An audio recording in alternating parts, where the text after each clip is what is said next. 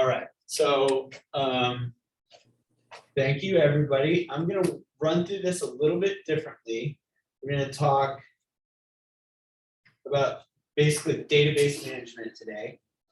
I'm gonna give you like my 2 cents on how you get started, because it seems like everyone joins the office and they have all these ideas for how you need to get started, how it's gonna work. So I'm gonna give you guys, I just went through this with Maggie a little bit this morning.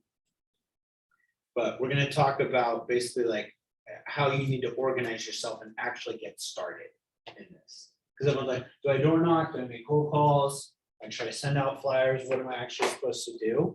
And so I'm gonna run through what we kind of set up for Maggie. Maggie, you cool with that? Maggie, where'd you go? You're good with this? I'm here. Yes. All right. Yeah. So basically, like, let's talk really quickly about value proposition. So we went through this last time, right? It's important that Maggie, meet yourself. You're done. It's important that you guys understand this, because this is going to drive what your database area and your territory and like all your communication is actually going to look like, right? So we'll use myself as an example, because the biggest thing that you have to differentiate between yourself, like these aren't necessarily mutually exclusive, but one of these is very expensive, right? That's marketing, right? It's expensive, it's costly. And the problem with marketing, really, like for the most part, is that there's no feedback loop.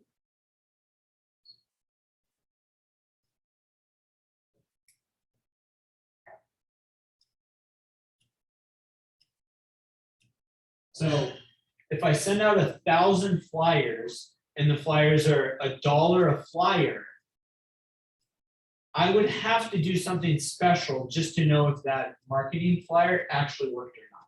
So an example would be like, if I just put my cell phone on here and someone calls and says, hey, I got your flyer. I'm like, okay, cool. Well, that's one person, right? But what happened to the other 999 people? Like, did they like my flyer? Did they throw it in the trash? Did they even get it? Did my data go to the right place? Like, we don't know how effective this really was, right? And it cost me $1,000, right? Which is expensive, right? It's particularly expensive when you're just getting started. Prospecting, who can give me some examples of prospecting? Door knocking. Okay, freeze or stop for a sec, okay? Door knocking, let's talk about this for a second, okay? Because I'm a huge proponent of this for a few reasons, okay? So what are some pros about door knocking? Meet potential clients face to face. Okay, so face to face. Okay, what else?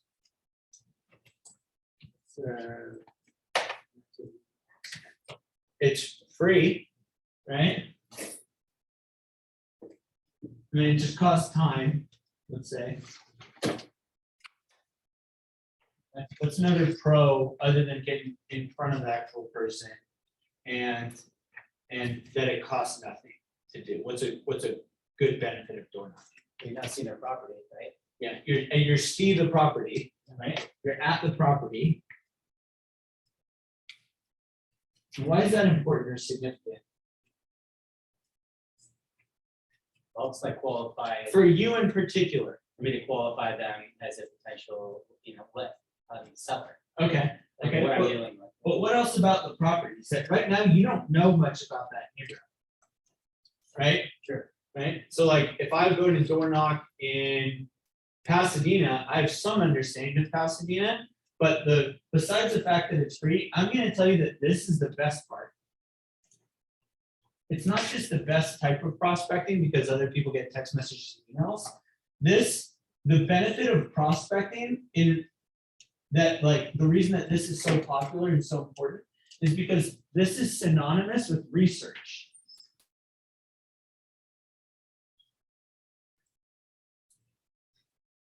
Right? And I talked about, like, basically as part of your value proposition, you know, we said, oh, I've got a family and I live in that area. And the guy in the back said, well, I'm Mr. West Hollywood, and I understand West Hollywood better than anybody else, right? When you actually walk these neighborhoods and you see what's for sale, you look at the condition of the homes, you're going to be surprised by something. There's going to be a narrative in the neighborhood.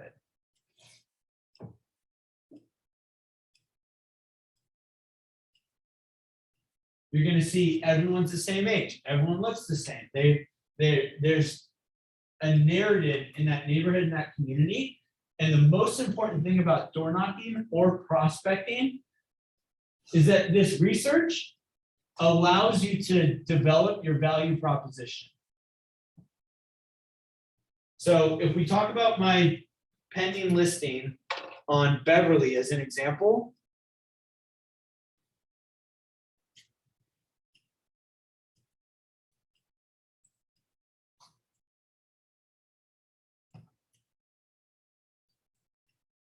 I can do one of two things, right?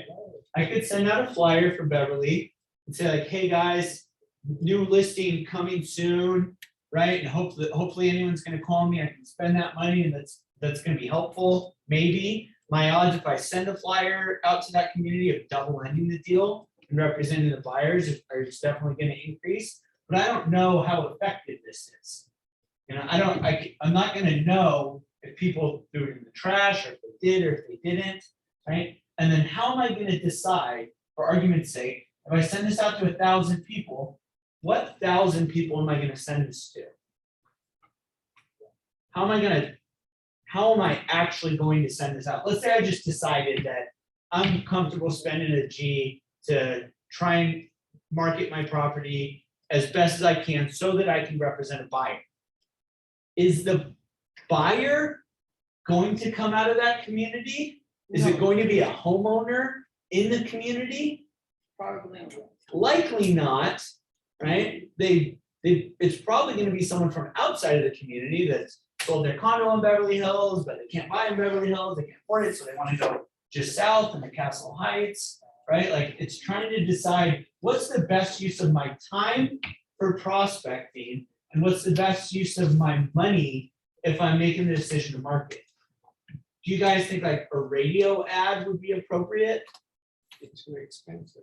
Too expensive? I don't know how that's gonna work. I'm gonna film it. I'm gonna do that. What about like maybe the broker caravan might be helpful, right? I could But put the it, house is not ready yet, right? and the house isn't ready yet. I don't have the photos yet. So it's this pending question of like, how much of my time should I spend prospecting and marketing just for South Beverly? If I have an hour of free time, which I do today from 4 o'clock to 5 o'clock, should I try and find a buyer for my South Beverly deal? Or should I focus on prospecting for new business?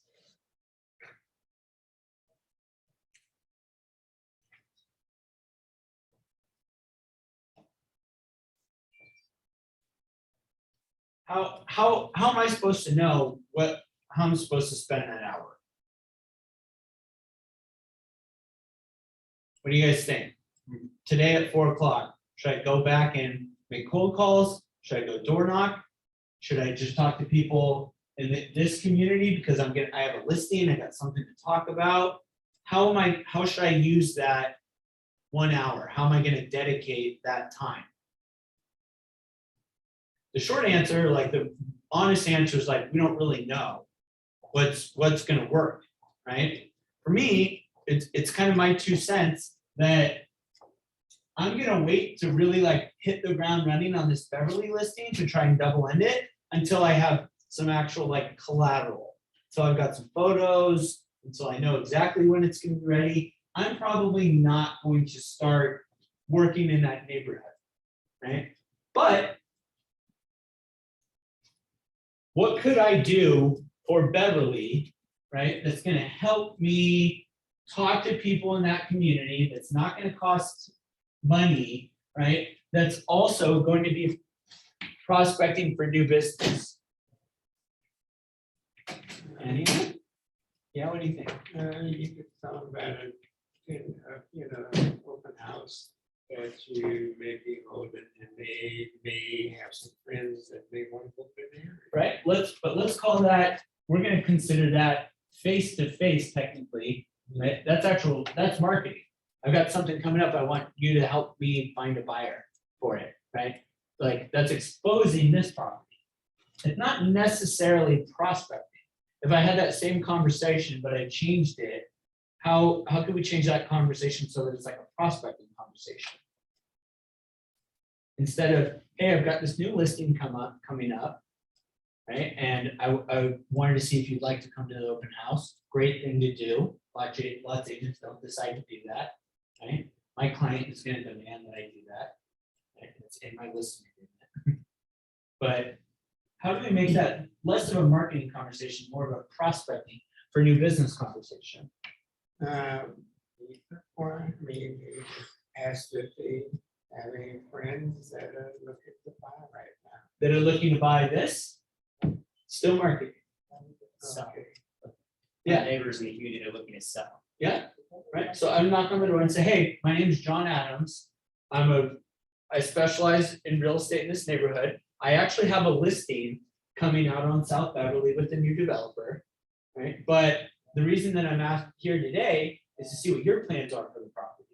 You know, this community's undergoing a lot of new development, right? And we still have a density problem and an affordability problem in these communities. And I wanted to see what your plans were for the property. And if they say, I'm not interested in selling, then I say, okay, cool. Well, why don't I do this? You give me your name and number, right? And I'll just keep you informed of everything that's coming up in this community. But for this particular transaction, right, this was actually done off market, right? So one of the things that I do that other agents don't do is research off market transactions in this particular community. So you can see things on Zillow, you can see things on Redfin, but if you give me your email and your contact information, then I'll tell you everything that's going on here. If you ever have any other friends or family, anyone that you know that's going to be interested in knowing more about this community or this area, then here's my card, right? And if you would, I'll go ahead and send you a text. You just text me with your email. How about that? And they might say like, not interested, right? So it's kind of weird, like marketing your listing or the home you just sold or something that you have on the market isn't necessarily like mutually exclusive when it comes to prospecting for new business. But when people talk about momentum in the real estate industry and trying to like turn deals into more deals and more relationships and better relationships or even greater numbers of relationships, then you really have to change this value proposition depending upon what you're actually going for, right? So my plan for this property is, I'm gonna show you. I'm gonna show you what this actually looks like. So let's say I was a new agent, I was just gonna select a farm, right? And a mentor or me or Josh or someone said, you need to specialize in an area, right? You need to make that your core business, right? Then I'm gonna do this. Any title company that you guys want to work with will provide this information for you. So if it's Chicago Title, if it's Clearmark, if it's whomever, right? Like they'll provide this information for you, and I'll show you what this looks like.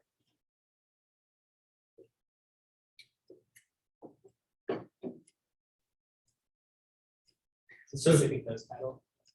this is Chicago Title, which is just like Fidelity, just like, you know, there's like the titles pretty much like all the same. Okay. So I'm gonna create a list, just like you guys would start and make a farm in a particular community, right? And then we'll talk about like how this prospecting, right, is a little bit different than marketing, right? But how it's still not mutually exclusive from you generating new business. And also we'll like brainstorm a little bit, and I'll play devil's advocate with you guys and with myself about how we're going to go about this prospecting piece. Because if you select a farm, I'm gonna tell you that you need to start with at least 1,800 unique owners.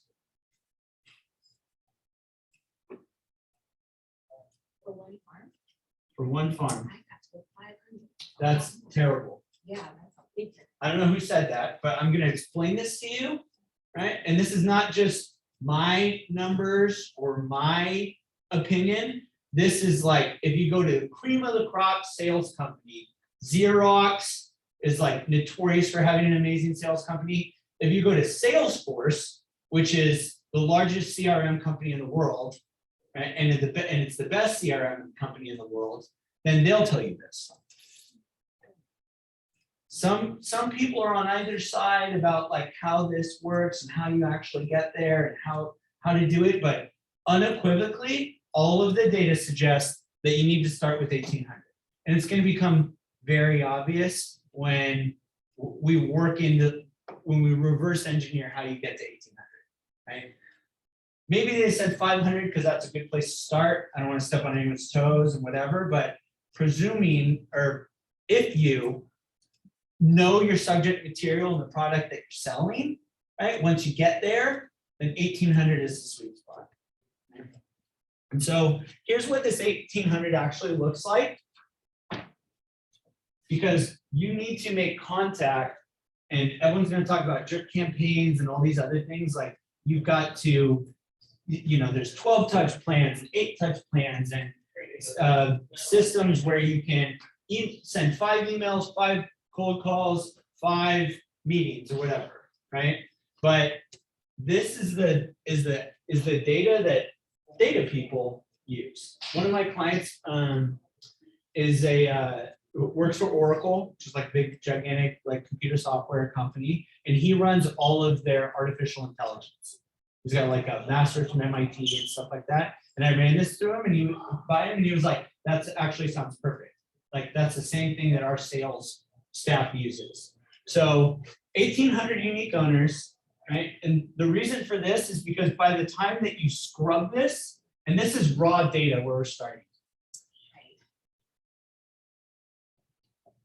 And we're actually going to pull this, and I'm going to build out my marketing plan for the new listing, just like right in front of you guys, and we'll talk about it. And then about like by the time we'll be wrapping up Ignite, I'm actually going to go out and do this.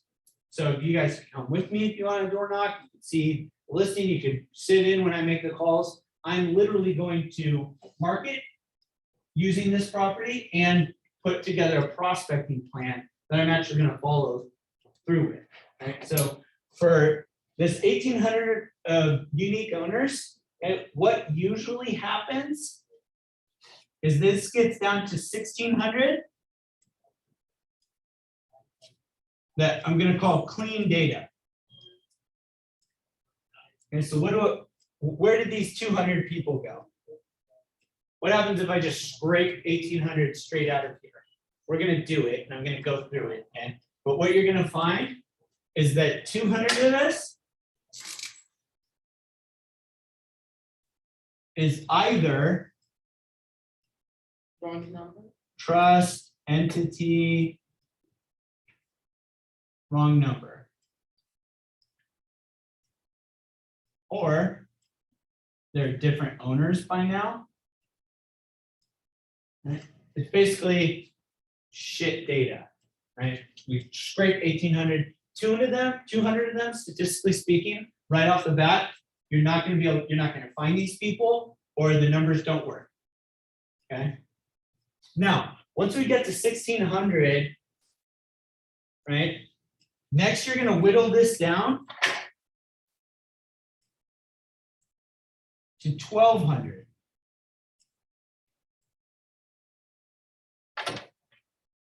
So what happened to these 400 people? We've got good data, right? I got this guy on the phone. Number 798 in my data set. I finally actually get him on the phone. And he says, and I say, "Oh, hey Bob, it's John Adams calling you from Keller Williams." And he says, "Go F yourself. I'll never sell. Yeah, put me on the do not call list. If you're calling me, I'm gonna freaking sue you, right? I'm gonna sue you into oblivion. I'm tired of your realtors. I've been in this home for 50 years. I'll never sell. If I hear from you again, it's on site. We're gonna fight. Yeah, I'll shoot you. Okay, so you're gonna get 400 FUs. Okay, never sell. Okay, other properties that might that you're gonna exclude out of your original raw 1800 would be like no-brainer holds.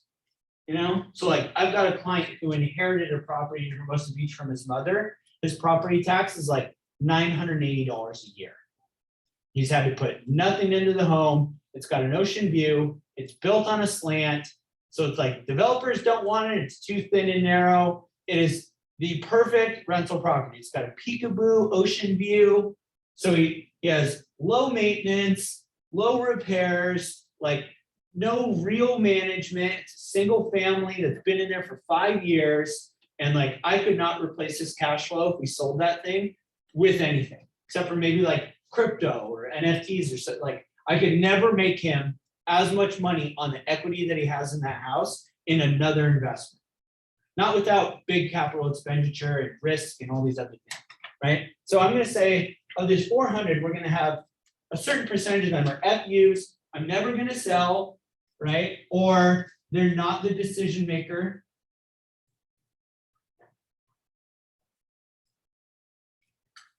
And so like it's my mom's house and I live there and you got me on the phone, but like I'm not the person. Now, this is the money number right here. Because this is gonna break out just like this.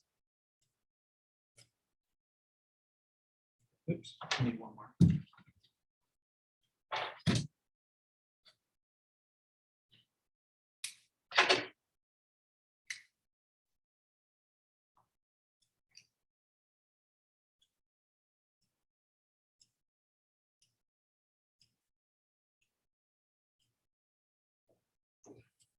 So what's this look like?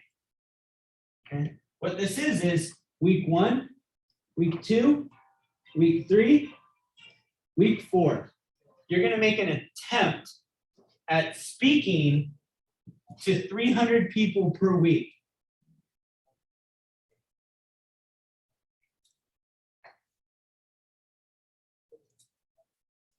That's just like how you work it down to 1,200. This is the most amount of cold calls that I believe a residential agent can make in a week.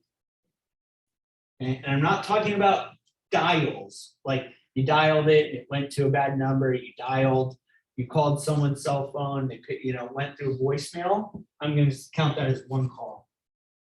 If you are doing this all day, every day, right, and you are on the phone for 5 hours, 5 hours of straight cold calling, right? Every day you're gonna get 25 and you're gonna have some conversations and you should be able to reach out to 300 people a week. If you're making actual 300 cold calls, then you guys are gonna make money. Even if you're not a very talented salesperson, just a matter of like raw data and like just law of averages, you're gonna run into all the listings that you guys need. Right? If you can get down to this number. But here's the byproduct of doing this, right? How long is it gonna take me to make 1,800 calls? A lot longer than it's gonna take me to make 1,200 calls, right? And so when you go through a cycle of prospecting or a cycle of raw data, this though is gonna be John Adams. You're gonna see it on title. But then you get into phone numbers, right? I got a cell phone, so I'm gonna call this A. I got an office line, I'm gonna call that B. C might be like my old self. So when you start with these 1,800 unique owners, unique individuals, you're really gonna end up with something like 4,200 phone numbers.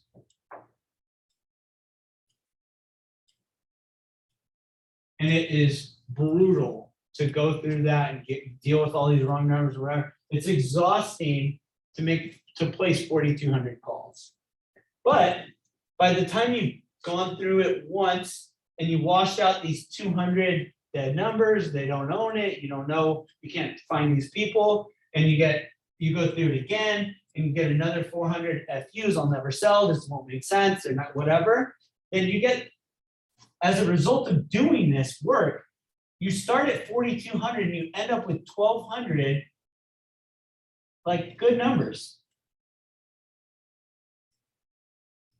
So just by doing this a couple times, you literally become 350% more effective with your prospecting time. Does that make sense? It's because I started on a Monday, January 1st, with 4,200 numbers, and now by maybe March 1st, I've gotten this down to 1,200 good numbers, right?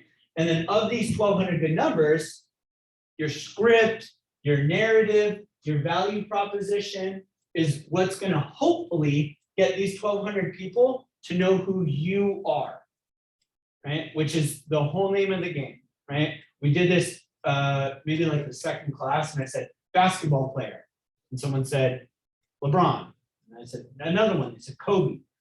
Your job with these 1,200 good numbers, right, or these 1,200 addresses, is to get these people to know you, just so that you can have a seat at the table. That's all you want.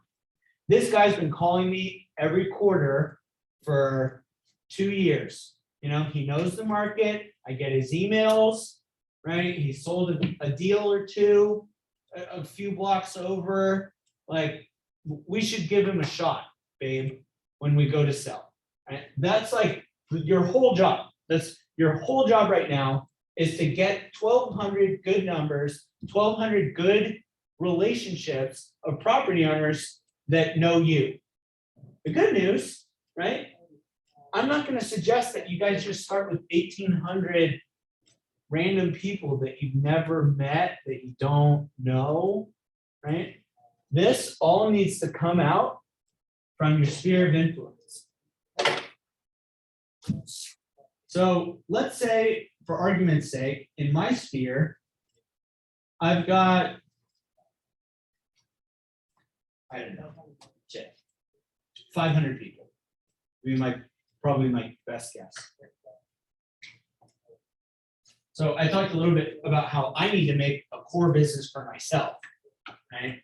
So if I wanted to do that, I'm just going to look at 1,300 numbers of raw data, and that's where I'm going to start for my business. Does that make sense? So you download your cell phone, you put it into Excel, you do something, you put it in a CRM, you put it in a program. You're gonna know how many people you've got. Some of you are very friendly, very well-connected people. You know, you're in different industries and you got different backgrounds and experiences, and you might know 1,000 people. You might have 10,000 Instagram followers. I don't know. And of those 10,000 followers, you might have maybe 1,000 that already know you're in real estate, right? And if that's the case, then you only need to rip 800 pieces of raw data. Like followers who know you do real estate. Does anyone here have 1,000 followers that know they're in real estate? No? You do? Yeah, you do? Yeah, 1,000 on the dot. That's the number. Oh, no, I have 6, but not, Okay. That don't know you're in real estate. wait, that don't know or? 5,000 don't. Wait, I heard. I mean, I don't know if they know.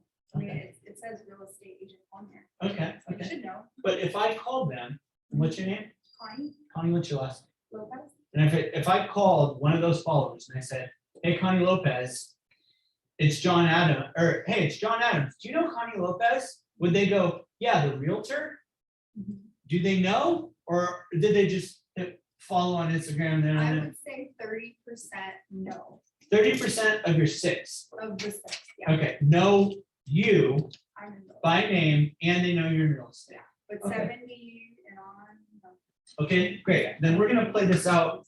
Do you mind if I use yours? No, go ahead. Okay. So 30% of 1,000? No, 30% of 6,000. Okay, so Or the 2,000. same. Okay, 2,000, okay? So she's got a big head start on me.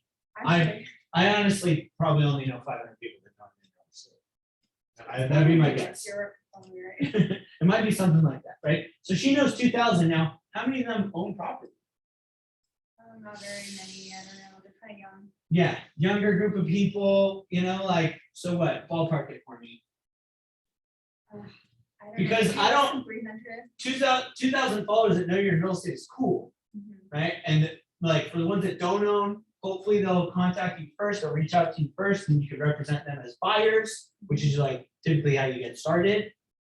People in your sphere start buying, and then you leverage those things with marketing and prospecting into new listings, new sellers, whatever, right? So let's say you got 2,000 in real estate. How many homes? Not very many. Not very many. 50? 10. 50 for sure. Okay, 50 for sure. Okay, so this is good. You can keep doing this. This is marketing. Social media is free. It's great, right? Like there's companies that will plug in your Instagram, that will plug in your Facebook and help you with that stuff. You can spend a little bit of money. You can spend a lot of money. Like I had someone at one time that managed my Instagram, and it was like $800 a month. I got a deal out of it, so it paid for itself for the year. But like it was very expensive. It was like full service everything. And you got other people that will like, just like per post, they'll design a post for you or whatever. You can pay per post if you want. But let's say you're actually at 50. This is all good, and this is great that we worked this down from 6,000 to 2,000, right? But you're still going to need 1,750 owners, right? And so like when you get to a point like Jeff Yarborough or like Paul or David that own this office, and they know thousands and thousands of people over their 10, 15, 20 years in real estate, then they can kind of just chill and wait for these people to reach out to them. There's a guy that I'm friends with named Pete Castro that's at Compass, and Pete basically runs this little pocket of like, I'm gonna call it like North Mar Vista, like West LA, and he sold 200 homes in this little like 20 block radius. And so I think he's got, the last time I asked him, he had like 120 buyers that he had put into these homes that are still in those homes in that neighborhood. And so it's like he's basically just, well, that's the long game. Like every year, 3 or 4 of them want to buy something, or like they sell, they want to move. He is like, if he does no marketing, doesn't pick up the phone, doesn't do anything in 2023, he's gonna get 5 listings from the buyers that he plugged into that neighborhood. That's just how it's gonna be. So he makes a lot of money. He's very good, like a good agent, but he just patiently, methodically built his business in that neighborhood. Of course, he still gets leads from other neighborhoods or other buyers or friends of friends and things like that. But working this down, do you see why I'm saying like 300? I think this is the most you can actually speak to in a week. You can try, if you're trying to communicate with 300 people and their actual numbers, people that didn't tell you to F off, and it's like nobody that's dead or anything. This is about the maximum that you can handle. So you might as well just go for the maximum. 500 might be an interesting point, like starting point, because you also, if you're new, you don't want to burn opportunities, like I found this listing this morning that had been a single family rental in Beverly Hills for like 15 years. Let's go ahead and pull it up because I think it's like an important talking point.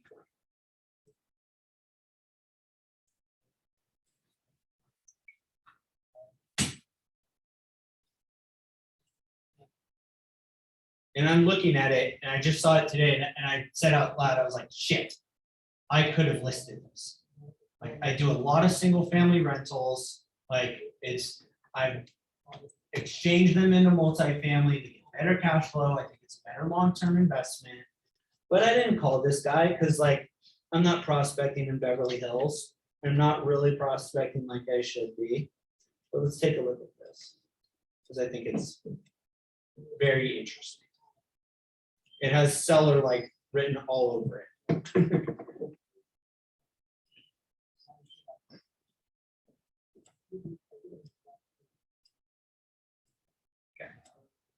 So we're gonna buzz through the photos, right? Actually, let's just watch the video. Maybe that's a better use of our time. Okay, cool aerial. Okay, everyone knows where this is, right? It's just a little bit south of the office. This is like not prime Beverly Hills, like it's not in the flats, right? But this is in a super desirable community. It's been sitting on the market for a little bit at 6 million.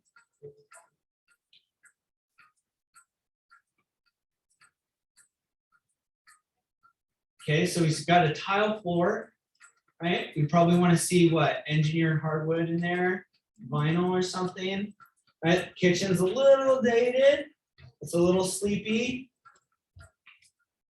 Okay, it looks like it's had a fresh coat of paint, but not like, I would guess that there's some deferred maintenance in this building.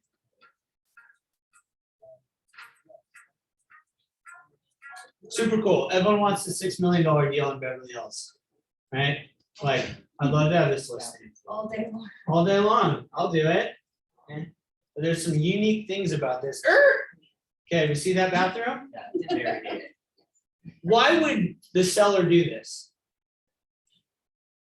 And why would the agent let them put this on the market like this? The answer is going to reveal itself. But any guesses?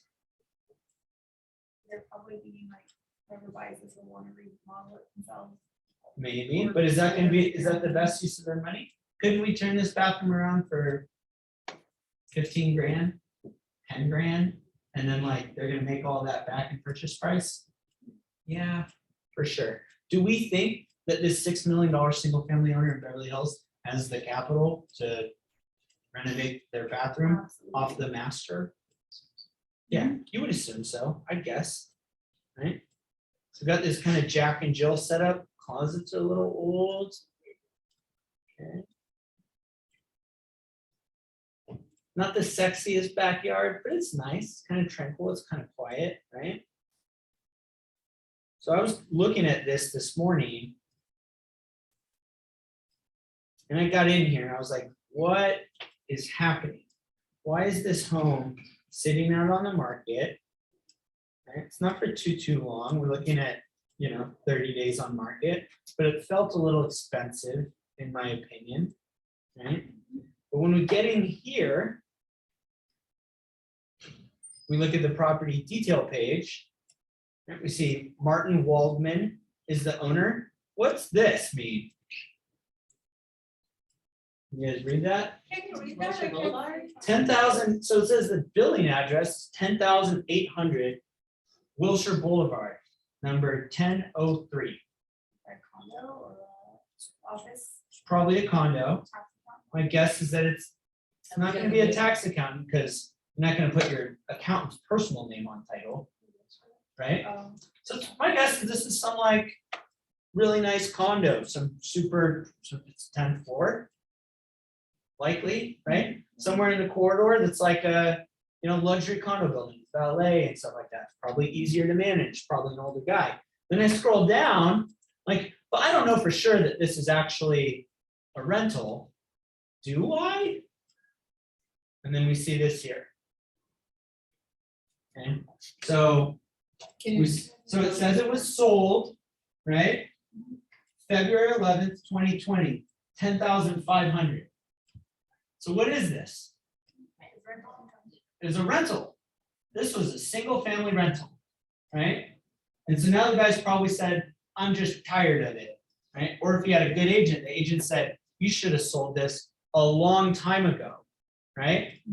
So we're gonna dig down in here a little bit deeper. See how long this has been in the Waldman family?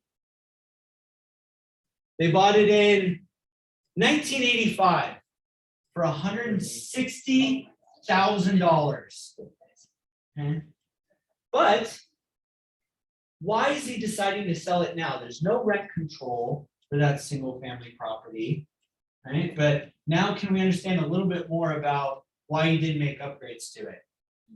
This is a cash cow for him, right? His property taxes are super, super low, right? But just turning that home over for a new tenant is incredibly expensive. So this tenant leaves, let's say, right? They're giving him $10,500 a year or a month, right? So let's just call it $100,000 net operating income that this guy's getting basically in profit for this, right? But to paint this thing and stage it and pay commissions to sell it and deal with all this stuff, like he's not really making that much money, right? We talked a little bit about cap rates. We're gonna run through this super quick.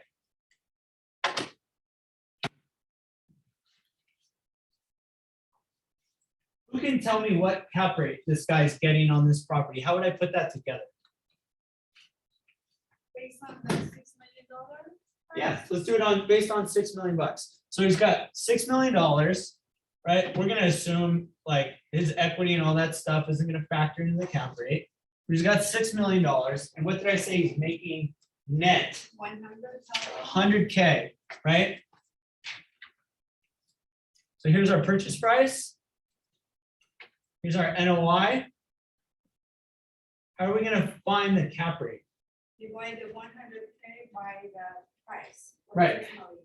Okay, so she gave us the formula, which is what I was asking for, but loosely speaking, it's the rate of return, right? Which is the profit that you get divided by the value of the asset, property, purchase price, right? So what is this? What is this cap rate? 6%. 1.6%. Okay, play it all the way out for me. What's the rest of it? It's not 1.6 on the dot, is it? 666. Okay, so we'll do that, right? So I don't go Satan on the board, Okay. okay? You good with that? 1.667. What kind of a rate of return is that? Very, very low. Extremely low, right? This is a horrible cash flow investment. It's sub 2%, right? So this is why this guy is selling, right? It's because his agent's been telling him, I know you bought it for 160,000, but the difference from the investment standpoint between rate of return on the investment, we'll look at that, right? Clients and investors forget this. They think they're hitting a home run on this, holding this single family investment because it was 7,500 and then it was 8,500 and now it's 9,500 and they got 10.5. Like every year I'm making an extra 12 grand. But on paper, your property in the last 15 years has gone from 2 million to 6 million. And you've got $4 million laying around earning you 1.667% interest, which is horrible, horrible cash flow on his equity, right? We could do a lot of things like refinance out and put that into a bunch of units. We can move some things around, but this is a terrible, terrible investment, right? It looks like he's hitting a home run.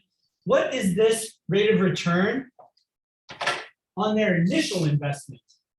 Remember what I said the purchase price was? 160,000. So what is his rate of return on his investment annually? You bought it, what's 100,000 divided by 160,000? Going to be, actually 62.5. 62.5. Clients and investors and sellers and property owners, right? The main motivation for people to sell is when they end up in a situation like this. They think every year it's getting so much better and so much better, and they're crushing it. I'll never sell, I'll never sell, right? But what do we think is gonna happen to this rent, right? That's at $10,500 per month? What's the likelihood of this growing? Maybe Do we do it 5%. like 5% to 3% a year? Yeah. You know, here's the really shitty news for this guy. I mean, I'd like to be in his position, don't get me wrong, but this is the shitty news. In 1997, he was getting $7,000. See this? And then we went to 8,600. He shot from the moon in 2019 to 14. So he was getting 7,000. He asked for 9,200 when they went to market, ended up leasing it at $7,000. Can you think of another investment where it's only grown from $7,000 to $10,000 from 97 to 2020? Over 13 years, he's only been able to increase his monthly rent on this property from 7,000 to 10,250 is the actual price. Now, joke's on us, because who knows what that was worth, the home was worth, purchase price in 1997, right? We'd have to go back and see what his return on his equity was then. But get your clients out of this mindset that the rate of return on their initial investment is the same as the rate of return on their equity, right? Because people keep thinking every year I'm gonna get a little bit more money, a little bit more money. But the difference is that with real estate in Los Angeles, their equity's gone like this.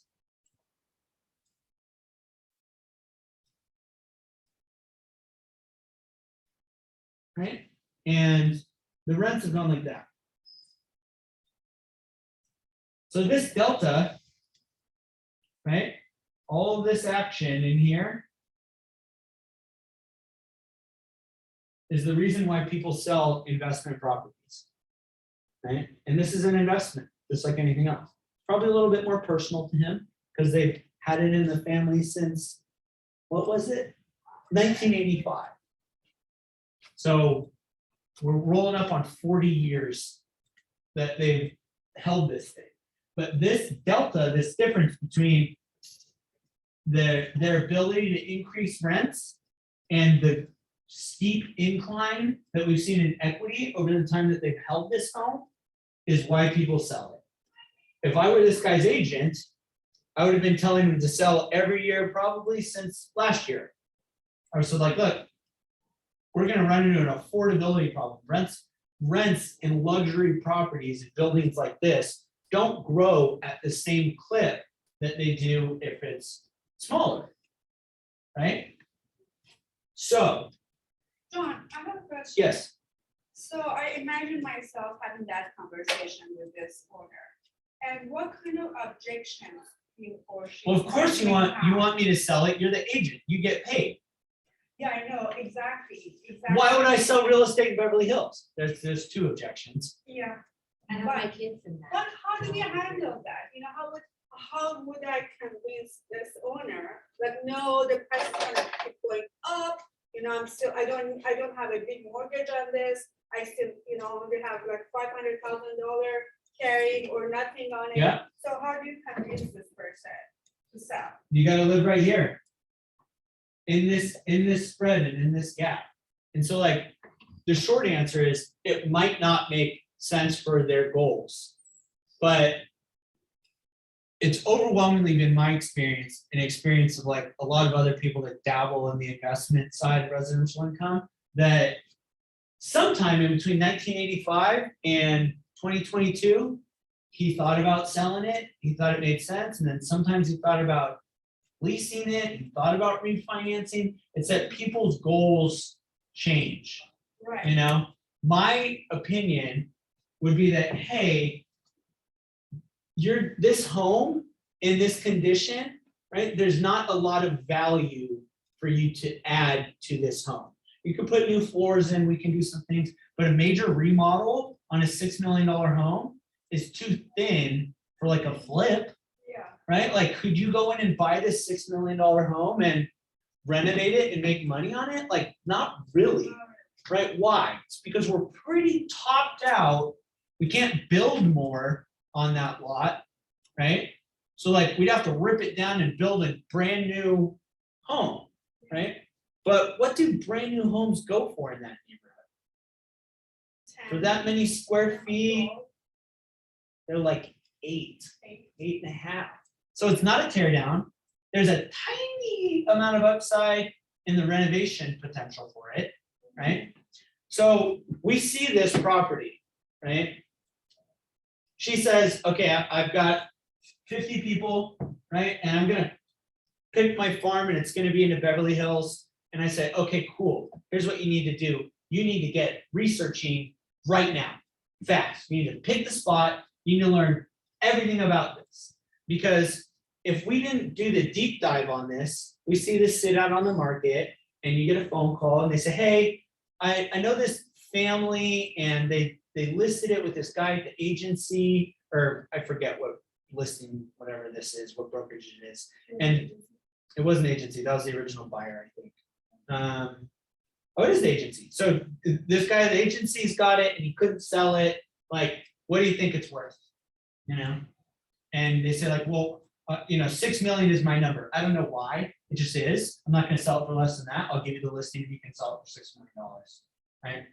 The objection that they're loosely giving you is like, the algorithm that they have in the back of their mind that we don't really understand says it's worth $6 million, right? We can't really support that on the price per square foot. We can't do this. It's to change their focus from $6 million over here to more income on the exchange, on this other potential property, right? It's to change their frame of mind. Sometimes people do it on their own, right? The like younger guy that was here on the first day said he door knocked, he got this, he has this listing, $2 million listing coming up in Beverlywood, right?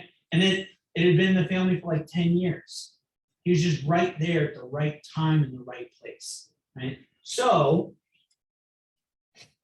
when we look at these prospecting, and like I said, not my numbers, not my opinion, the people that manage data and sales processes the best say 1,800 relationships is how much you can manage, right?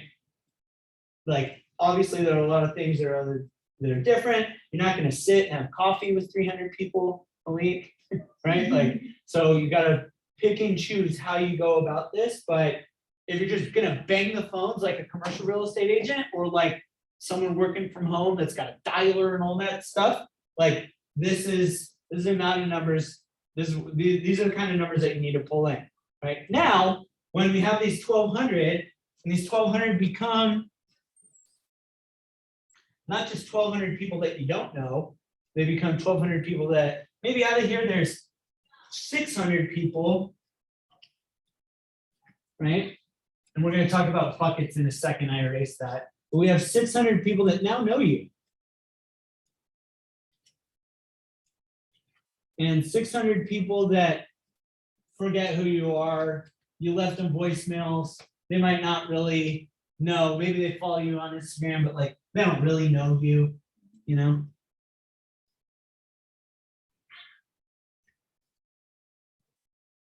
Are we just going to be blind to this big change in information and decide that we're going to go 300, 300, 300, 300 again?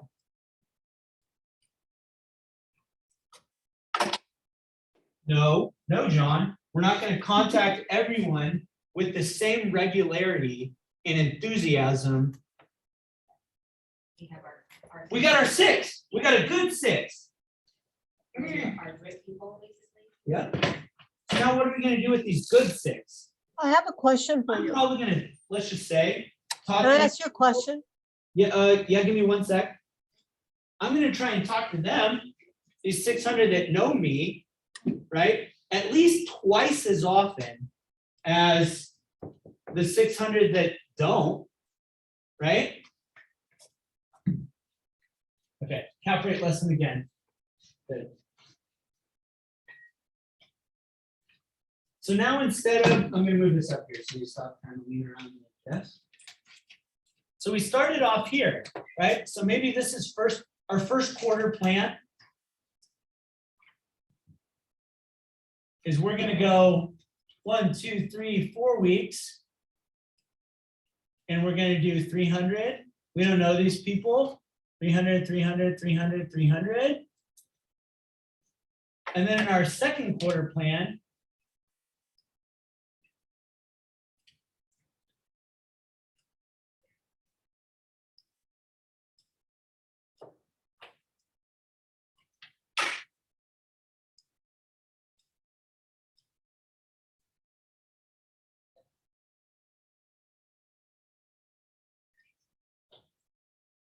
we're gonna talk to these 150.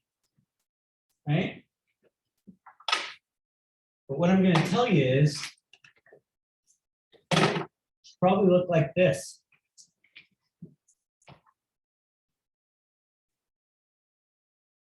Why would I do that? Because 300 is the most I can manage. So given the choice, do I want to talk to try and talk to 300 people that don't know me? No, I want to hit up the people that know who I am, right? Can I swear on this? You guys know? It's kind of how I talk, so I don't know. I'm having a hard time cutting myself off. Okay. Week 2, what are we gonna do? The other side, the other three. Those 3. Still forget about the 600 that don't know me, and John and Salesforce and everyone else says that this is the most we can talk to, right? How much more effective do you think this 2 weeks is going to be in comparison to this 2 weeks? I don't know, 4 times more effective, 5 times more effective, right? But here's the kicker. When we get to the third quarter,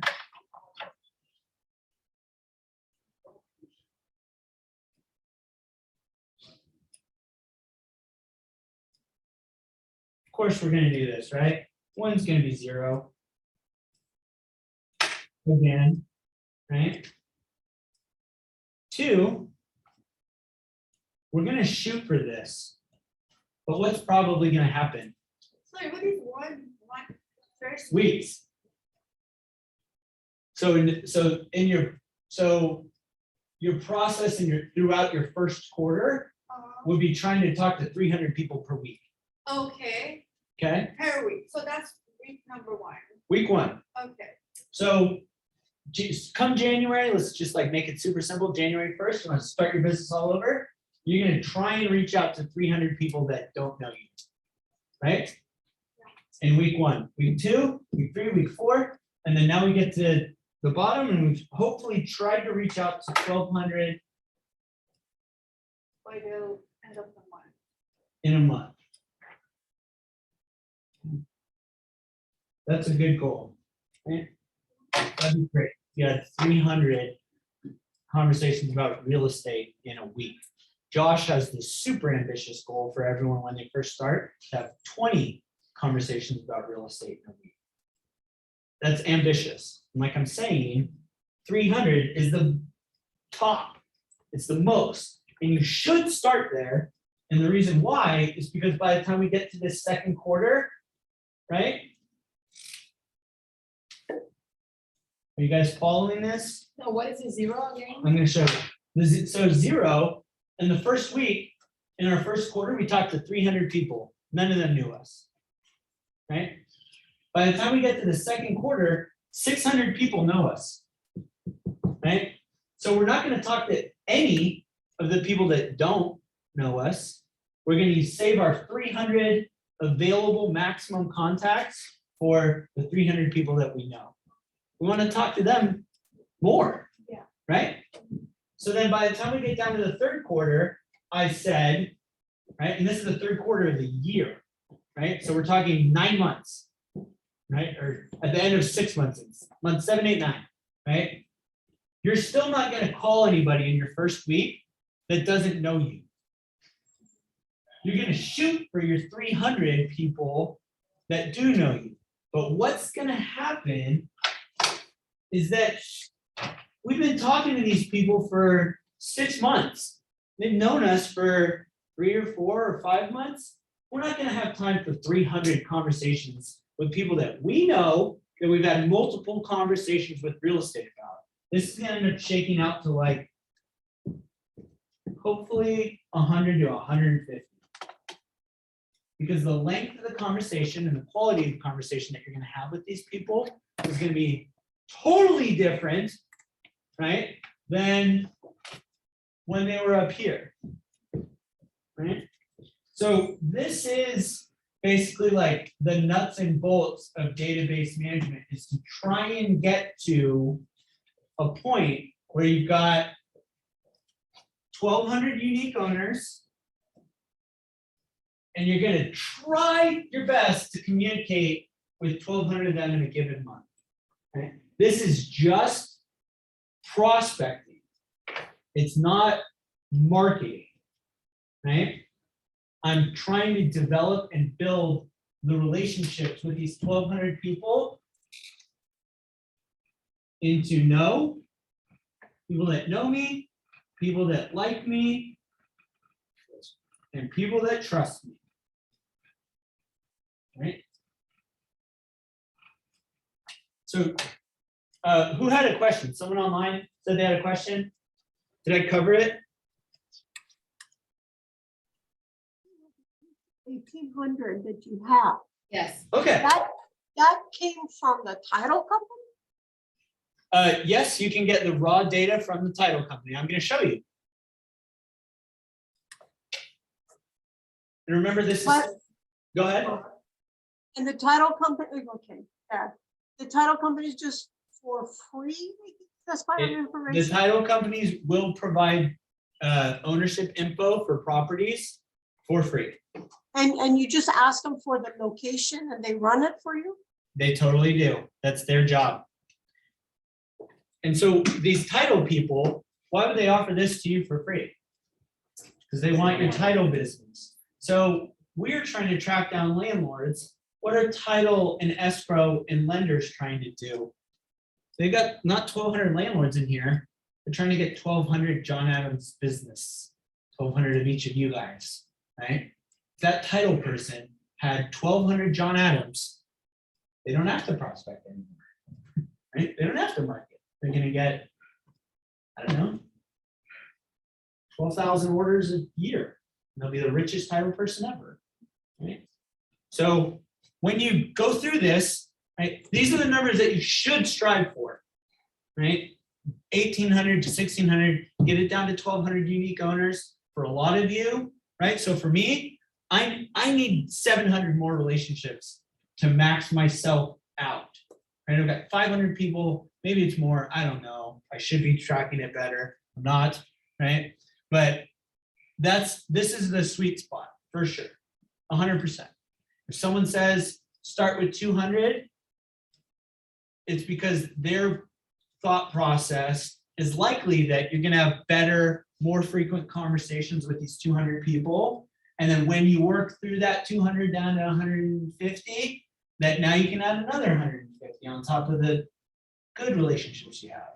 The benefit of doing that and starting with a smaller data set, of course, is that you're likely going to contact these people more frequently and develop relationships faster and get a deal under your belt a little bit quicker, right? If I was only prospecting 40 homes on one street, I'm going to get to know those people very quickly, right? Like if I'm going to door knock twice a week, that's like every other day I'm knocking on their door, right? So 40 is too small, right? I'm telling you that this, if you have everything else dialed in, you're doing this full time and everything else, is the maximum amount that you can handle. But realistically, you're probably going to settle into like the 800, number. Like you're gonna have 800 or so people that know you, that will call you, that think of you when someone thinks of real estate.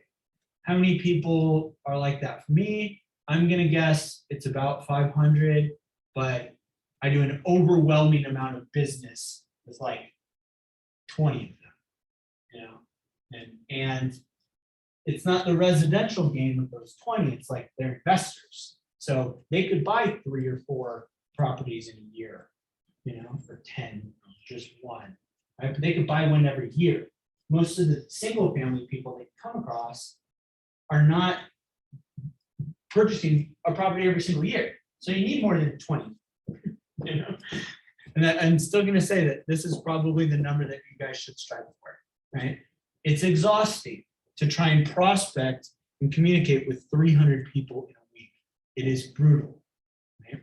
But let's see what this data actually looks like, because I think you'll be surprised at how tight of a neighborhood or how small an area looks on a map for you to get to 1,200 single family owners.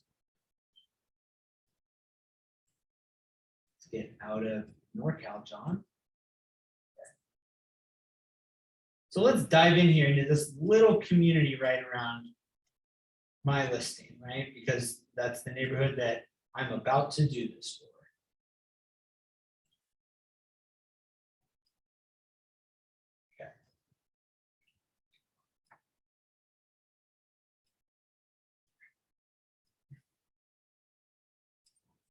Okay. I just asked it. One second.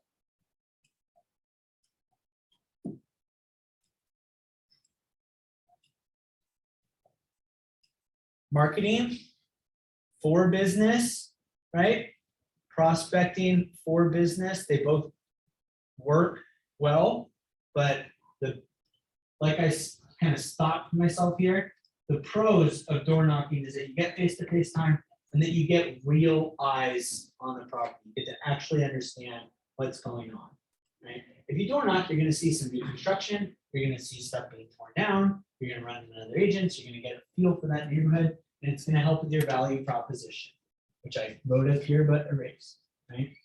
So what are we gonna tell these 300 people if I'm just gonna start for prospect? What's my pitch to them? Hey, I'm John, I know your neighborhood well. Do you know, are you selling? Market's high, right? So like, what's the narrative? What am I gonna say, right? So for me, I can market the property to how many different homes? How many people am I gonna try and actually market to? Well, the property is over here. So it's right here on South Beverly. So what if I just said, okay, cool, let's see how many people, let's just stay on this side of Motor. So maybe let's stay on this side of Motor and we're gonna do this.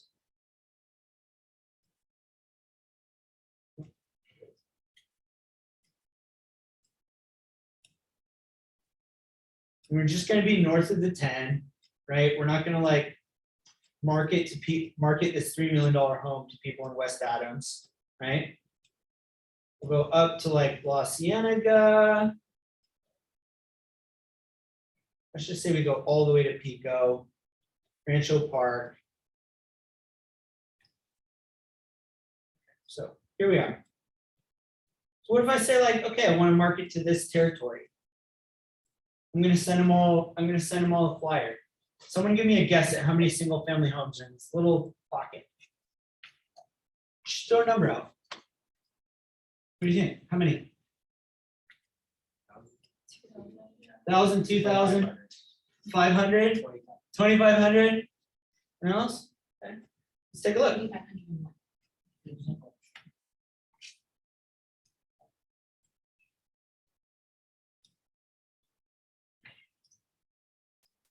Come on, Title Pro, you can do it. This Wi-Fi is giving me a hard time.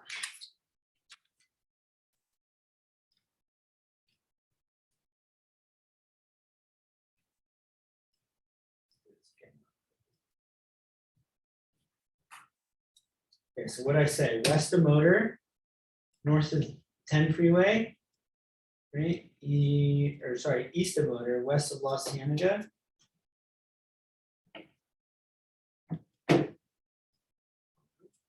Wish I had my mouse. Okay, here we go.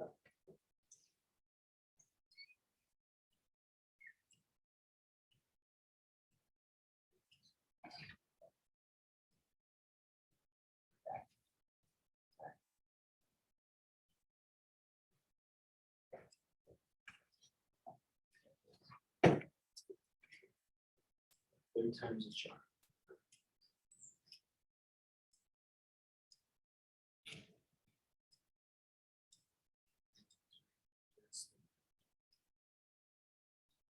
Choose this. Order. Super loose. Hacienda get a Pico.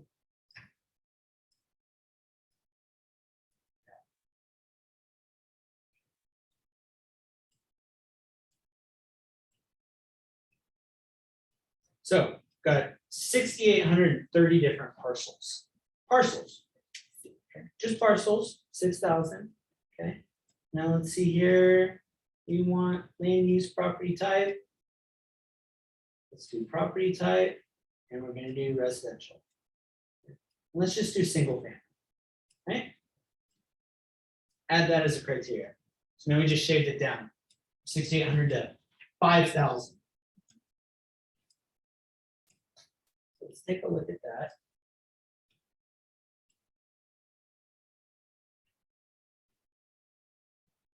So still in our little pocket, we got 5,000, right? So if I want to know about the community, right? This is too many. 5,000 single family homes, like, I don't know what's going on. Right? How many different little neighborhoods are there in here? We got La Cienega Heights, Riverview, Crestview, Beverlywood. Okay, so let's maybe shade this down a little bit. Let's get out of Beverlywood and Cheviot Hills.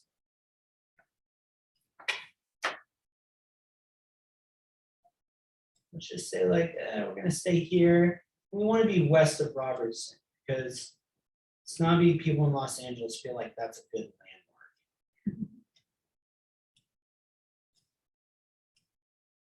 Now we're down to 1,400. So if I want to get to know this neighborhood,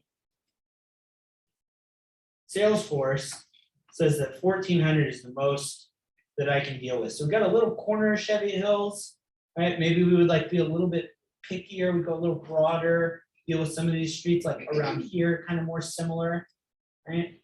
But this is what I'm talking about when you dive into an actual neighborhood. So if we look at this and we go back to our search page, and I don't know anything about these neighborhoods when I first moved here and I want to figure out how I'm supposed to learn everything. Let's go a couple years back.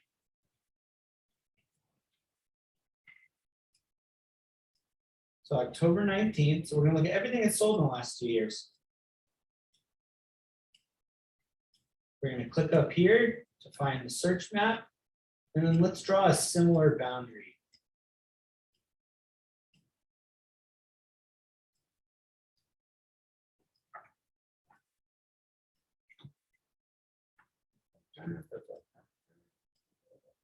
Here we said we're gonna stay on this side of Robertson, right? Kind of carving out most of Beverlywood. Pretty close, right? If I were a new agent and I were starting, I'd pick a territory about this size. And I would look at everything that's happened there in the last 2 years. And how long is it going to take you to go through these 185 listings? Not to just look at it, to go through it in a way that we went through the house, the Beverly Hills house. How long have they owned it? What happened to the rents? Have they updated it? Who was the buyer? The guy at the agency was the listing agent.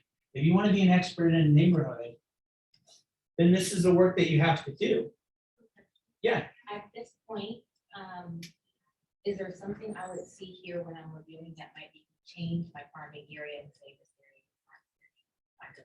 I'm gonna say this area is hot because in that 1800, look at all these sold transactions we have. But that means they're gonna, that thing is not gonna be for another 10, 15 years, no? You sure? if they're residential? Okay, so let's play it all the way out, because you're asking a very good question, right? I don't know the answer. Yeah. If I were trying to get started, should you just go for the homes in Truesdale Estates? Probably not. Can you even door knock there? No. Right? But it comes back to your goal, right? So remember I said, I kind of drew this back to your value proposition, right? So like when you set your plan for next year, we're gonna talk about that in the next session tomorrow, right? When you set your goals for yourself and you say, I want to make 200 grand. Well, you could sell one new construction in Truesdale Estates for $20 million, right? And they're gonna pay you, maybe they argue you gotta pitch against Josh Altman or Ryan Serhant, and they go, you say, I'll do it for 1%. And they go, oh, that's great. You sell it and you made your 200 grand. And that's it. That's putting all your eggs in one basket. It's a little unlikely that you secure that listing right away, but it's not impossible. Some people do it, right? So you go back to your question about if there's a lot of activity and velocity in that neighborhood, They're don't we residential, think right? it's gonna be stale, Yes. right? And my counter to that would be some of it's gonna be stale. You know, it's not stale, 1,200 square foot homes with foundation problems, right? Because you know what those are good opportunities for? This. So, but if you say, hey, John, I hear you, right? But there's like, I just don't buy it. There's 200 transactions in this neighborhood out of only our 1,400, you know, and this is just in the last 2 years. So in the last 5 years, the average person stays in their home for 7 years. They're okay. And like, we're probably looking at like 400 of these. So maybe I only have 1,000. So you know what you can do? You can expand this a little bit if you want to stay in that neighborhood, right? And then you could, I mean, I could show you how to do it some different time, but we could carve out all the properties that sold. If you wanted, you know? So it depends on, your goals got to match with Right. your prospecting. I need to know where that neighborhood is going, like the culture of it, so you can go, oh, yeah. What do you think would be the best way to figure that out? Calling, oh, yeah. Drive there, be there, door knock. Door knock, be in that neighborhood, right? There's door knock. Okay, then don't door knock, you can make your cold calls, but you gotta drive it. Because otherwise, if, let's just say I had the perfect listing for you. Your friend lives here on Pickford and they're ready to sell. You know, and they call you and go, what do you know about Pickford? That can be a tertiary, like, that should be the gravy to your business, but that can't be your core business, waiting for your friends to call. She's got 50 people that know she's in real estate, right? That know her well, right? But she said they're young, they're probably not gonna, but if you got 2,000 young people and they all live on the west side, then I'm probably gonna start prospecting and researching and sit in open houses at like condos in Brentwood, townhomes in Santa Monica. Because if my whole crew lives in that community and understands that area, and I want to get them to trust me, I gotta know my shit for the things that we're gonna be talking to them about. Right? Project ahead, kind of see where we're going and be there for them. 100%. So like, for me, just like personally speaking, it's that like a bunch of my friends are like, for some reason, like, I don't, it must say something about me that like my friends are like sort of polarizing. I've got a buddy that's like paycheck to paycheck, that's a bartender, who's like, I was in his wedding, and I got another buddy probably is clearing like 10 million a year in private equity, you know, and that like, so, but I don't have a lot of friends that the suburb, like Agoura Hills, where I grew up. Yeah, so like, and I went to like a very expensive prep school because I got good grades and I could run fast. So that's my into like this network, you know. But where your sphere of influence is, where you hang out, where you live, it's probably like you shouldn't go too far away. You know, so don't forecast too much, but pull the data and start prospecting for the stuff that's gonna align with the highest likelihood of you doing deals. You know, so if you live in a neighborhood, like, and they call it, at Keller Williams, they literally call it a market center because they're franchises. So you own, like Paul and David, the owners of this office, own this territory that kind of looks like this. Just how franchises end up, right? So there's some other guy that owns this, and this is like Santa Monica, and his name's Rick. And he owns this franchise. And Keller Williams says, when you get your franchise territory, where should we put your market center? Right there, Rick. We are almost in the dead center of Paul and David's franchisee territory, right? So like, would we put the Keller Williams Beverly Hills out here in West Hollywood because it has nice views? What kind of sense does that make, right? So agents a lot of times are like, well, I need to be like, you know, I want to sell here. I go, oh, but you live here? And you hang out there? And your whole sphere of influence lives and works there? What do you want to do this for?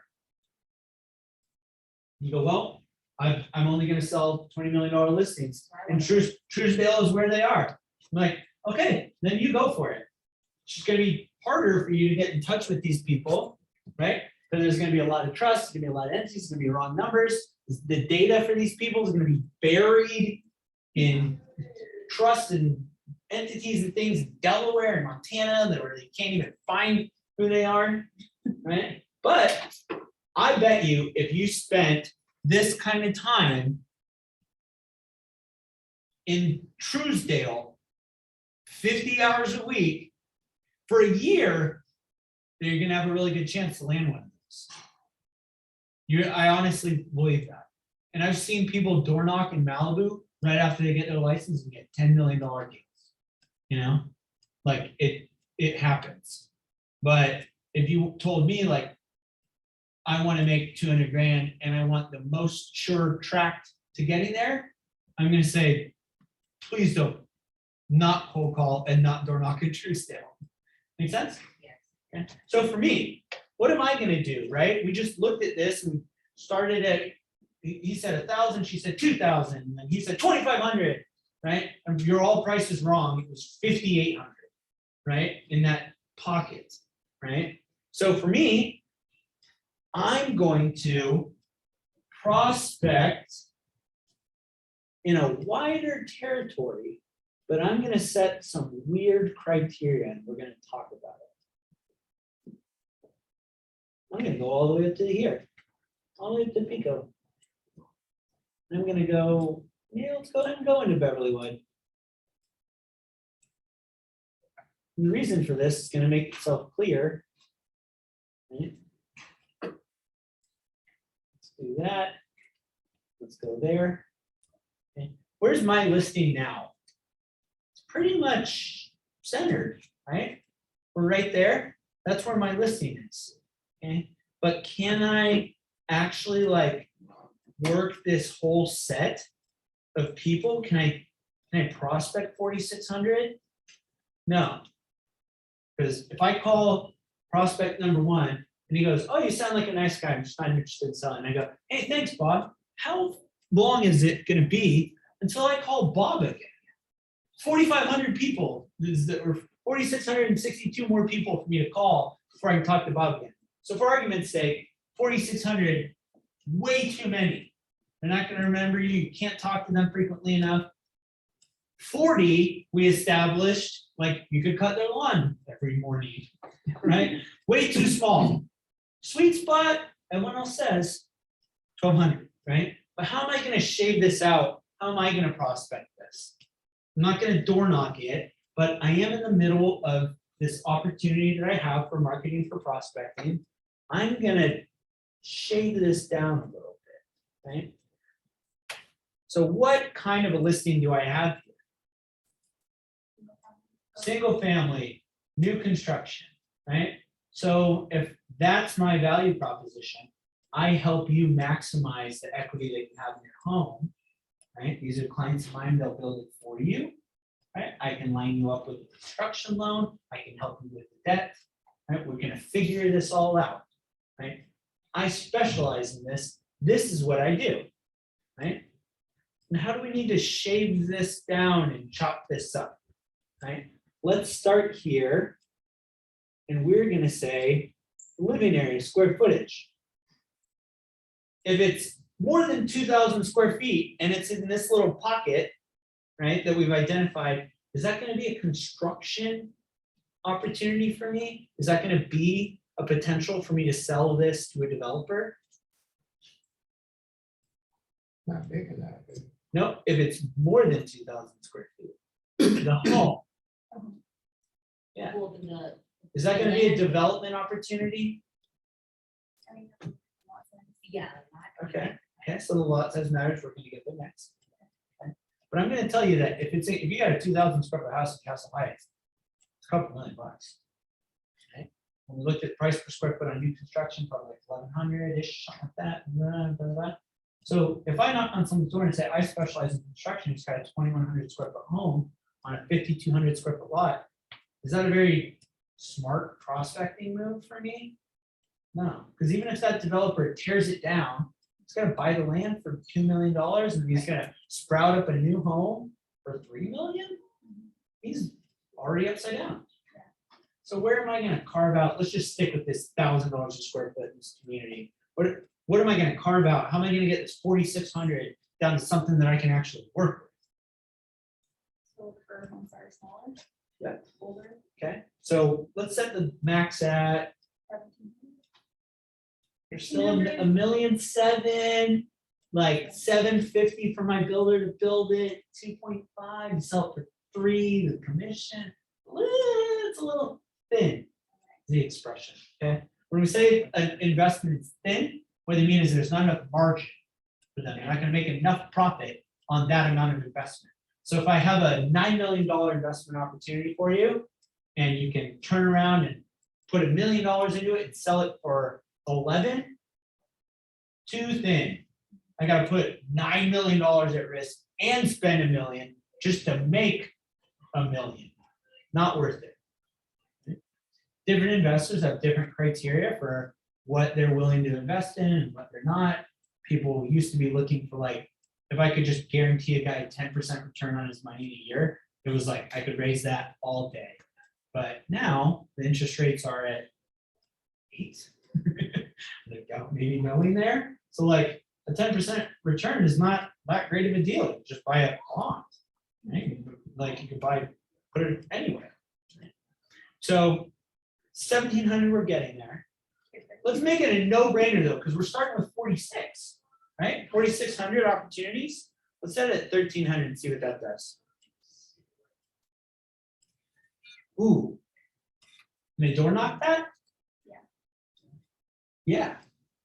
545, right, is what we work that down to, right? So if I want to prospect in that neighborhood and I want to become the new construction guy in Castle Heights, and this is just what I'm going to do, and my game plan is, okay, I want 5 new construction, $3 million listings. That's 15 million a year. I'm going to double end 3 of them. That's another 9 million, 24 million a year gross sales, right? 2.5%, because they're good clients.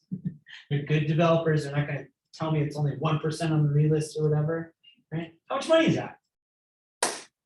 25 million times 2.5%. Fast math, 1% of 25 million. How much? 250K. So 2%, 500 GCI, right? On what? 5 new builds, right? 5 new builds. Can I do that in a year? Take home my 500 grand, 2%, right? We had to make some assumptions about how many buyers I'm gonna represent and that stuff. 5 new builds, $3 million new builds, probably gonna close about 20 to 25 million, right? It's gonna be 500 at 2% on 25 million, Another 0.5% is additional 125,000, right? 625K, what you could expect to make yourself 25 million in new construction deals. Okay. Make sense? Can I do that in a year? I got a good head start. Right? This one's coming up. I can start off 2023 hot. I only need 4 new builds. But here's my problem. Can they build it in a year? For me to hit my goal, I got to get 4 more properties sold in between now and the end of the year. The good news is developers close fast, they close cash. You know, there's some opportunities here. And I door knock enough for these 545 opportunities where there are homes in these neighborhoods where the characteristic, where we know the building's under 1,300 square feet. And then there's a caveat to this. We can't just look at the size of the homes that's there, right? If it's a teeny tiny house on a big lot, it's a good development, right? And I know that these guys don't want to do something under 5,100 square feet. So let's take a look.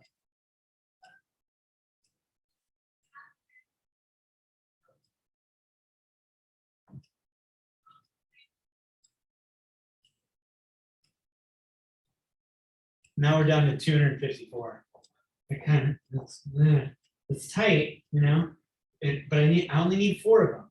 Yeah, that's great. I only need 4 out of 250. So maybe I do market. And I decide, but I'm not gonna spend $1,000 just send it to everybody. I'm gonna spend $250 in marketing. Right? And I'm gonna send them all a flyer. And then over the next 3 or 4 weeks, they're all getting a call. And I'm just gonna slowly knock on every single one of those doors as I get through that, right? So I'm not in a position right now where I've got 300 people that don't know me, right? But these aren't mutually exclusive, but you should focus on one or the other. Marking, hey, I sell new construction in the area. Please come by and see my new listing on Beverly. Like, call me if you have any questions. Prospecting, this is what I do. Let me tell you how well this worked out for my other clients. You know, if they were in a position where they had some more capital, or they had a little bit more equity in the home, they could have built this, made an extra $1 million on their own. It sounds like a lot dealing with new construction. Here's my card. Give me a call. If you have any questions about your opportunity, I'm sure a lot of people talk to you about selling it to their development clients. I'm a little bit unique. I can structure it in a way that you can also make some profit instead of making someone else rich. How does that sound? You go, oh, that's really interesting. Or, no, screw you. Or, that's great. Yeah, I'd actually like to hear more about that. Okay?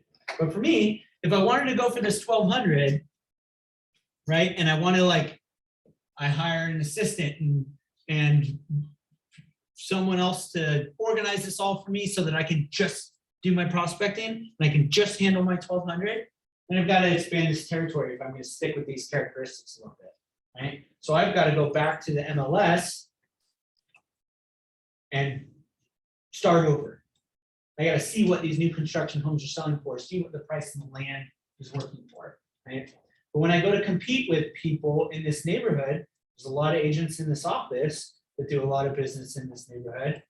What's my value proposition? What's different about me that's going to set me apart from these people, particularly the ones that have been working in these neighborhoods for 5, 10, 15, 20 years, you know? That's what my value proposition is, that I'll joint venture. I'll pay for the construction with you, right? You just stay in that house. I'll take it all the way through permits and plans. When you're ready to move out, I'll give you the down payment that you need for your home. We're 50-50 on the profit of the sale of your property. Some people are really interested in that. You know, people don't like selling to developers because they feel like they're going to get screwed. You know, developers pay the least. They do. Did you have a question? No, I'm just taking it in. Okay. So someone asked the question about where do I get this data from? Title is going to give me this data, right? So now what do? I set all these criteria and parameters, just like we do for comps, right? The data that I self-select has to match up with my business and my goals, right? Then I can save this. I'm gonna click next. Which website is this? This is Title Pro with Chicago Title. Fidelity has one. just write Clearmark them has down. it. Yeah, I'll write it. Yeah. Let me show you guys what this actually is.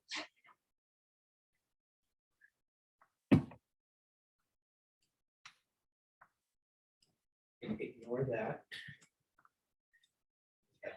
Okay, here we go.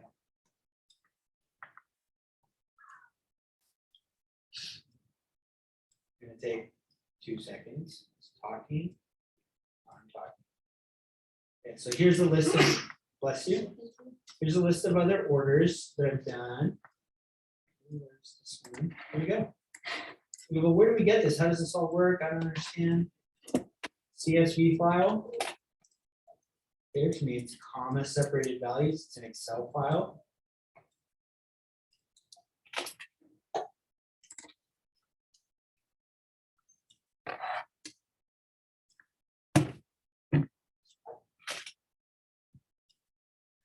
So boom. What's this?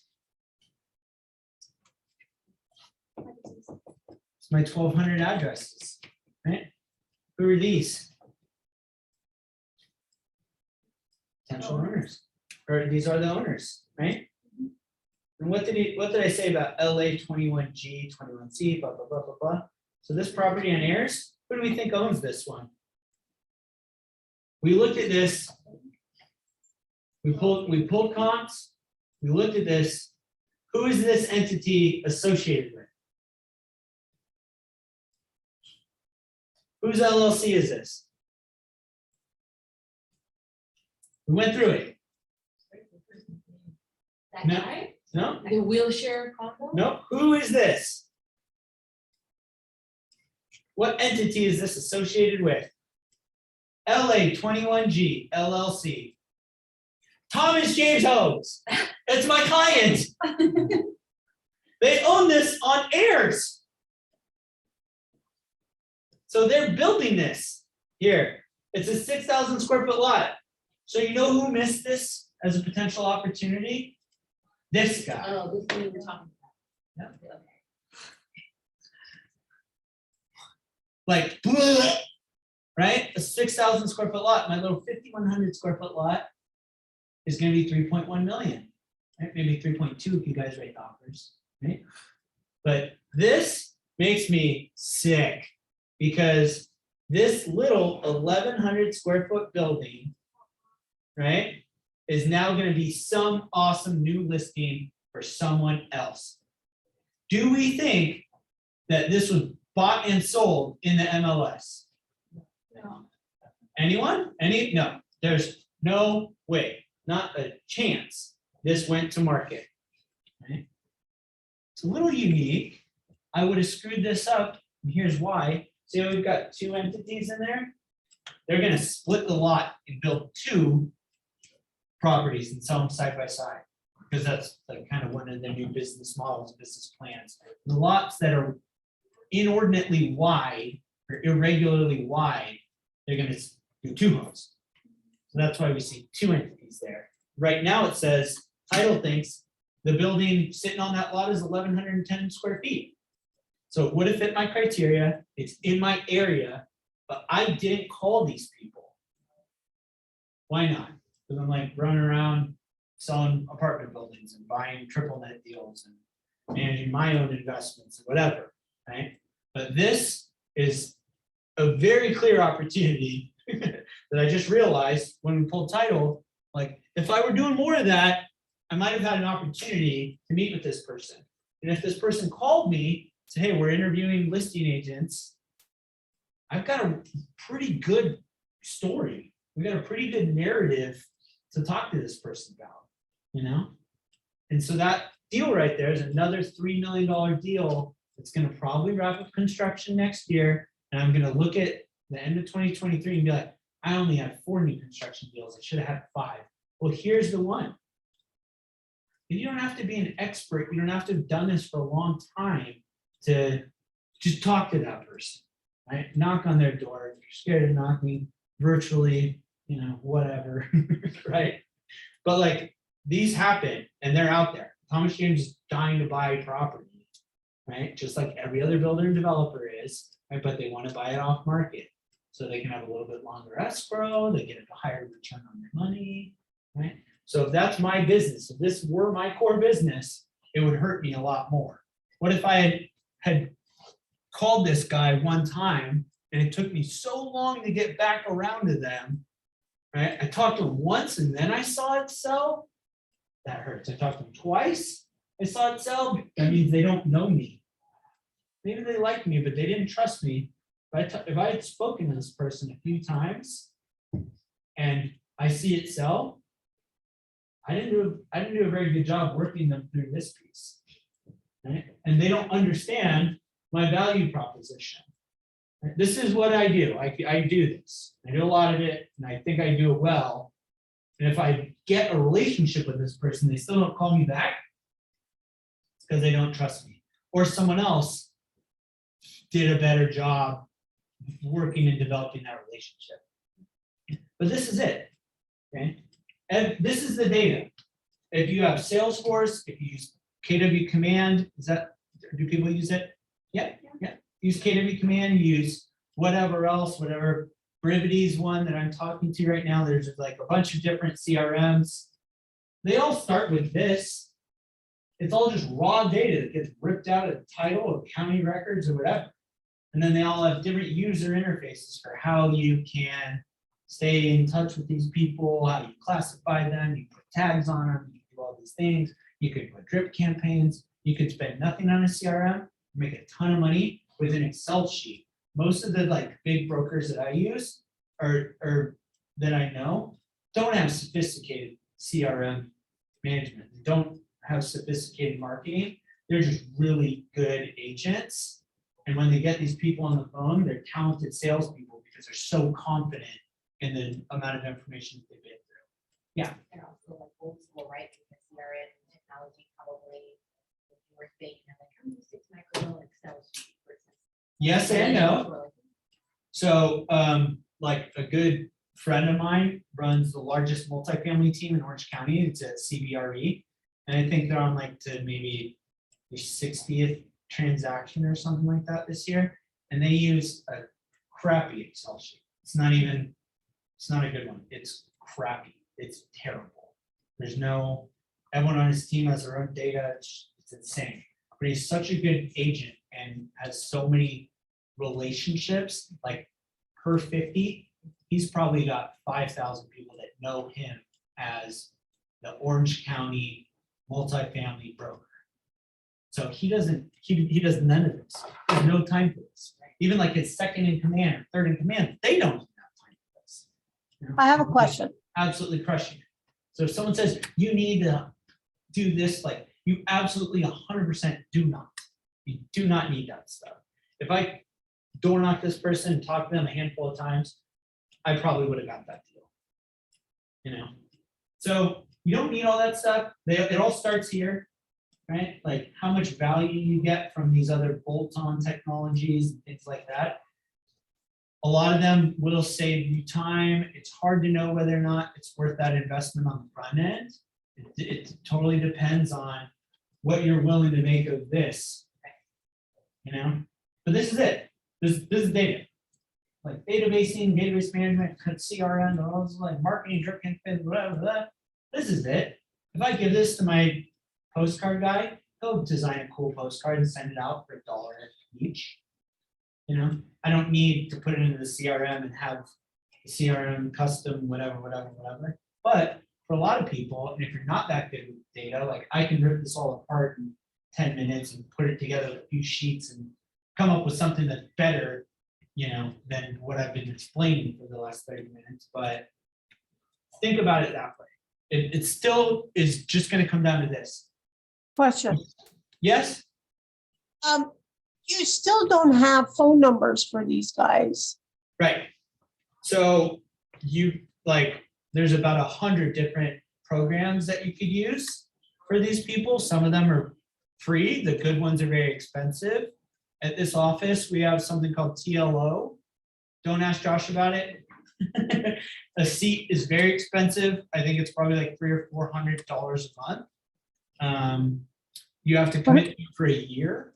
What is it? TLO? TLO. Like I said, don't tell Josh I brought it up. What are some of the other ones? People Finders Pro is one, Tracers, LexisNexis is one. There's like a few free cell phone searches. I mean, I'm trying to think of like what the free one is. I think it's free People Finders. There are like 800 of them. True People Search. Here, let's try this real quick, just for argument's sake, for the first. And how would you make sure that these guys still own them or are not old things or? This, you have to call them. Okay. If you want scrubbed, clean, verified phone numbers where you can just drop in a whole list of addresses and someone else is gonna do that inputting and to clean it for you is the expression, like, so you have good data. There are people you can hire for that. Where am I looking? She's not here. Like, yeah, you know, you could do that. You can hire people to do that. You want, you narrow it down to 2,500 addresses and you want good phone numbers, get ready to pay for it. And then but you're still gonna have to call.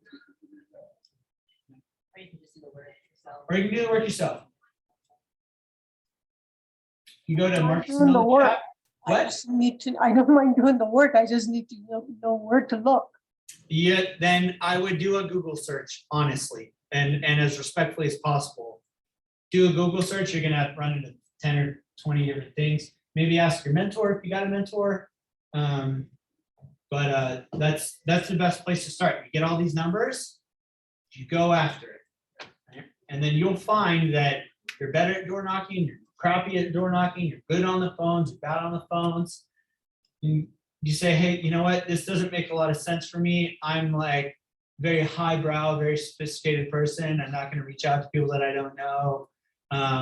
Then you better have a really good network. You better have a big Facebook or something if you're gonna end up at 1,200 people. Okay. You guys have, I know we like went through a lot of data stuff, right? But this is literally the business. If you don't know 1,200 people because you didn't grow up here, you don't have that many friends in the area and they all whatever, like you need to get to 1,200 people that know you, or 200, 300, 400 people that know you and like you and trust you and are in real estate. And this is literally the same data that goes into every single CRM. You sign up for Salesforce, or Apto is a property management tool. If you're in commercial and you signed up for, I can't think of it, then like they're gonna say, okay, where's your data? And you're gonna go to title and you're gonna pull it all out, and dump it in there, and then you're gonna deal with the phone numbers and all that. That's the whole pitch. So any questions about data?